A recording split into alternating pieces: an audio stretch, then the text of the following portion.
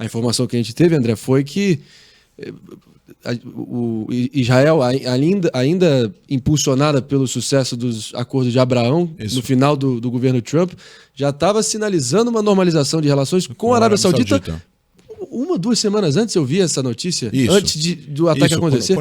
Quando estava tendo a reunião em Nova York, estava tendo a Assembleia Geral da ONU. Por favor. A Arábia Saudita, ela tem basicamente a sua economia é petróleo. Sim. Tem as maiores reservas de petróleo do mundo. Eles entendem que a Arábia Saudita daqui a 20, 30 anos vai ter que depender de outros meios de renda que não seja o petróleo. Eles vão começar a criar tecnologias, criar formas mais sustentáveis de poder gerenciar a vida lá dentro.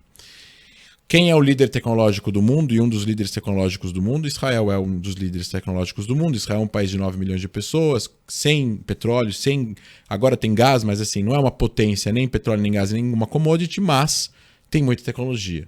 E essa tecnologia tem muito valor agregado, inclusive tecnologia de alimentação, sustentabilidade, carros elétricos, tem um monte de tecnologias que podem ajudar países da região a chegarem nesse ponto de sustentabilidade para o futuro e não depender da economia do petróleo. Porque vários países do mundo já proibiram fabricação de carros a combustão a partir de 2030, 2035 e por aí vai. Então, o príncipe Mohammed bin Salman entendeu isso. Ele tem 37, 38 anos. O Irã vê um perigo existencial para o regime. A Arábia Saudita e Israel terem relações. Porque isso isolaria muito o Irã. A gente viu recentemente que a Arábia Saudita assinou um acordo de volta de normalizações com o Irã. Arábia Saudita e Irã, mediado pela China. Foi só um aperto de mão. Não aconteceu nada. Nada andou, nada progrediu. Não teve troca de embaixador, não teve economia melhorando, não teve acordos comerciais, não teve acordos científicos e ainda está tendo guerra no Iêmen, onde uma parte é milícias pró-Irã e outra parte são milícias pró-Arábia Saudita. Então, assim, nem a guerra terminou.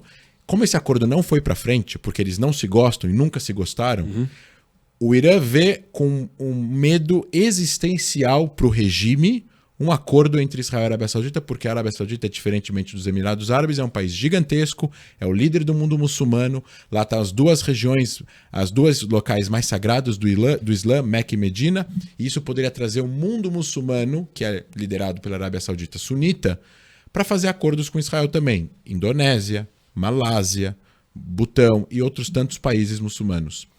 Isso virou um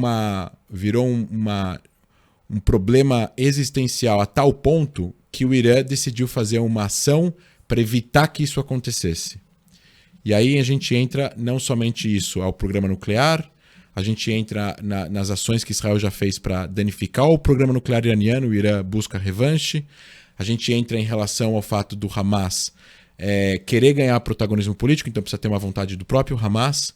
A gente entra numa situação onde a autoridade palestina está enfraquecida, o Hamas quer ganhar protagonismo entre a população civil palestina, de conseguir cometer um atentado de proporções épicas para mostrar que o todo-poderoso Israel não é hermético. E não é. Nenhum país é hermético. Não é uma panela. Até os Estados Unidos sofreram atentados. E não foi só um atentado. Teve atentado em Boston, teve atentado em Nova York, teve atentado em Nova York em 93. Oklahoma City. Teve Oklahoma, tem vários problemas de segurança interna. Países não são herméticos. Segurança não é hermética, mesmo com o melhor serviço de segurança do mundo, vai ter alguma coisa que pode passar. O serviço de segurança ele serve para frustrar e para mostrar para aquele que quer fazer que se ele tentar fazer, provavelmente ele será pego antes. Ele não quer ser preso, ele não quer ser morto, então ele não tenta.